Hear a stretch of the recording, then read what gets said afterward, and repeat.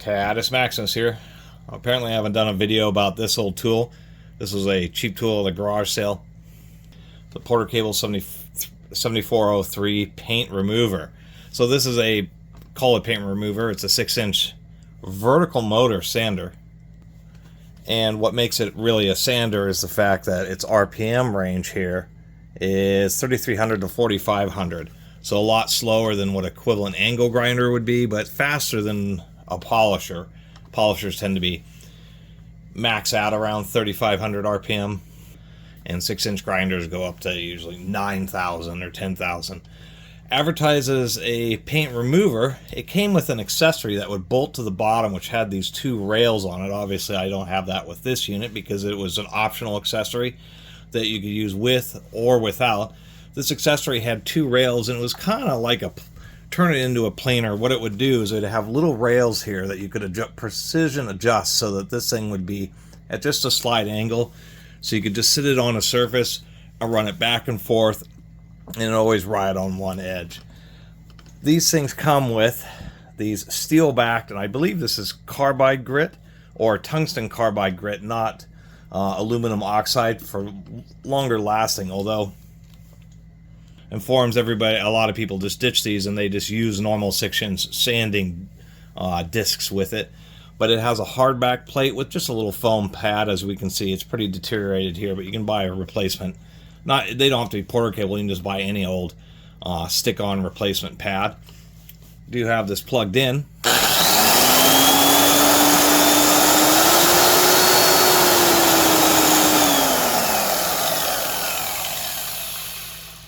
For one that has quite a bit of hours on it, it's still runs just fine.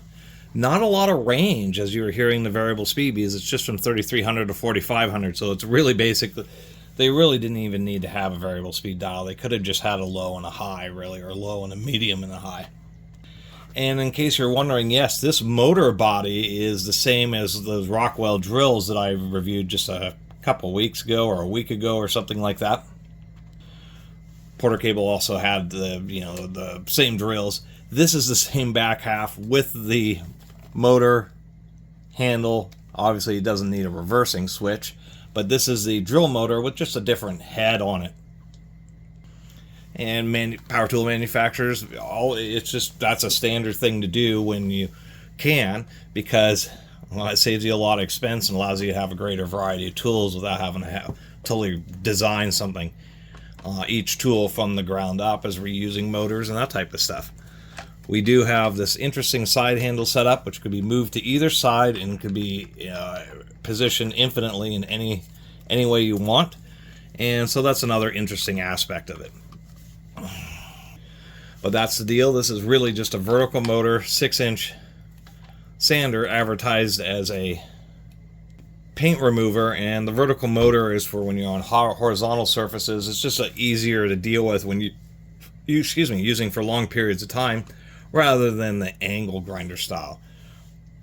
This tool is, they actually sell for a bit of money on eBay, and there is even some new old stock, and they're outrageously overpriced. This type of tool has just been replaced with the 7-inch angle grinder, and you just put sanding discs on there. Large 7 and many 9-inch angle grinders are just advertised as sanders, and that's really what you'd use for this. Or instead of this, just because when you're in anything other than a horizontal position, it's a little bit easier just to manipulate. So it's kind of a funky tool. I mean, this one's plenty powerful. It has an 8-amp motor, so that's going to be a little bit over 1 horsepower. I guess we'll take a quick look, see how much or how worn the brushes are. These screws are in there kind of tight. Nice large brush guides in there. We can see there's a bit of wear on the motor commutator. I guess we can get a real good view of it right there, but not much. So once again, many tools you'll find that have just all sorts of grit and dirt on them, and they're kind of beat up and you think are worn out. In this case, actually, though, as far as the commutator is concerned, it's ready for several hundred more hours of use. What we have here is this is the little electronic circuit that makes the variable speed work. And we can see it's in a heat sink, and it's right up here at the top of the motor. When we have this on, it's just getting hit directly with fresh air from the vent, so that it's meant to be operated at high load levels continuously. So that's a nice thing to see. And yes, technically, this drill motor housing has been slightly modified to have this cutout for this wheel, but it also means that you could use this motor housing, and I could swap it with that Rockwell drill and actually turn it into a quote-unquote dial variable speed drill. So when the parts are shared, it also allows, if you're, have the resources, that you can even make your own kind of quote-unquote custom build tools, which is always kind of neat. And we can see with the brush guides that they have these kind of strap type hold down. So there's the brush guide, and then this copper piece is the hold down, and that's where the wire directly connects to. And Porter Cable's been kind of notorious for having, many of their tools have specialty brushes, and this is one of those. We can see that the wire that's integrated into the carbon brush has been tack soldered to this buckle piece. So when you order new brushes, it's going to come with this whole assembly. You really don't need that. It just helps improve some conductivity.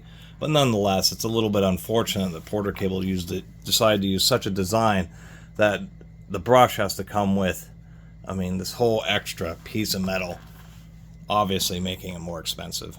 So I wanted to see how worn the brushes are. So that would be the whole brush assembly.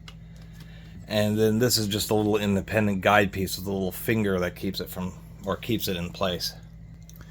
And here we are with the gearbox, just super simple, really thick, kind of heavy gear on there, I guess to give it just a little bit of extra momentum. Helical cut, ball bearings on both sides. And then of course let me zoom in here, because with a tool like this, it's not going to be the many teeth on the big bowl gear, it's going to be the motor arbor with its few teeth that's going to take the most wear. The grease, I'm going to go ahead and refresh the grease in here. But if we look, we can see those teeth. They got a little bit of wear, but they still not have a nice flat on top of them. So it's actually ready to do quite a bit more work, as the brushes might have indicated. Sometimes, though, that's not always the case. A tool can have a light load on it, but have a lot of hours and have a lot of commutator wear. Tool can have not a ton of commutator wear, not many hours, but like a sander like this, they could have just been standing on it and really caused a lot of excessive heating. That's really what the gears under normal, basically more intermittent operation, can really outlast the motor. You can get 500 hours, 1,000 hours or more out of these gear sets. It's when you really use them under high loads that they just start getting so hot that they start to lose the temper right on the face of the tooth. As soon as that happens, it starts to wear much more quickly. And so really with the small gearbox, it's super easy just to pop this open and refresh the grease a little bit more often. There we go, that ought to be enough. And we'll just slap this bad boy right back in there.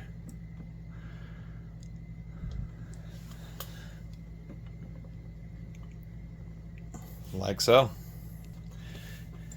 So as I'm putting it together, this is one of those discs. You just get one of those rubber flexible sanding pads, and that's exactly what you'd end up putting on this thing to replace this whole, or at least the foam, but usually you just get the whole flexible rubber pad thing. So that's kind of the deal with this Porter Cable paint remover, is it is highly redundant against a variety of other tools that can essentially do the same job. And so the real advantage of this thing was the guide that you could get for it.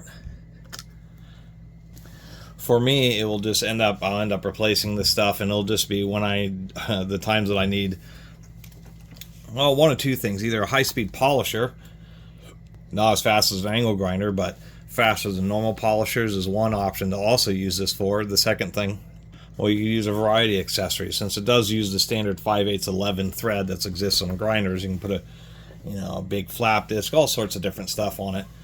And when you're doing horizontal surfaces, that's really what will shine. Being able to have the motor relatively, it's not directly over the spindle, but it's a lot better than the angle grinder. Just would make it a lot easier if you're just, once you get in the motion, it's just going back and forth. Let's see how it sounds with that new grease. Just gotta kind of pump it out of the way there.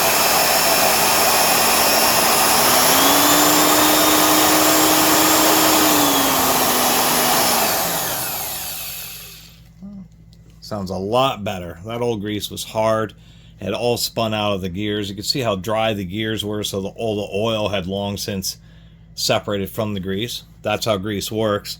It's like a paste that has liquid oil homogenized into it, just like when you homogenize something when you're cooking, making up a recipe in the kitchen. And then over time, the oil will slowly separate from the paste, the base of the grease, and then that just oil wicks its way all around the gearbox and the end of the gears, and that's how grease ends up lubricating things.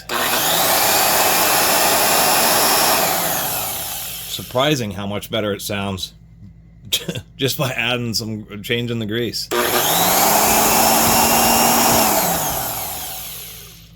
We can see how wobbly this plate is. It's pretty well bent, which is also another one of the Achilles heel. You know, when it has its base, the guide plate on it, that helps protect the base, but when you don't have the guide plate on, it's really easy just to set this down too hard and bend this whole thing up. So it's really, for me, it's more about just the handiness of having a unique design power head.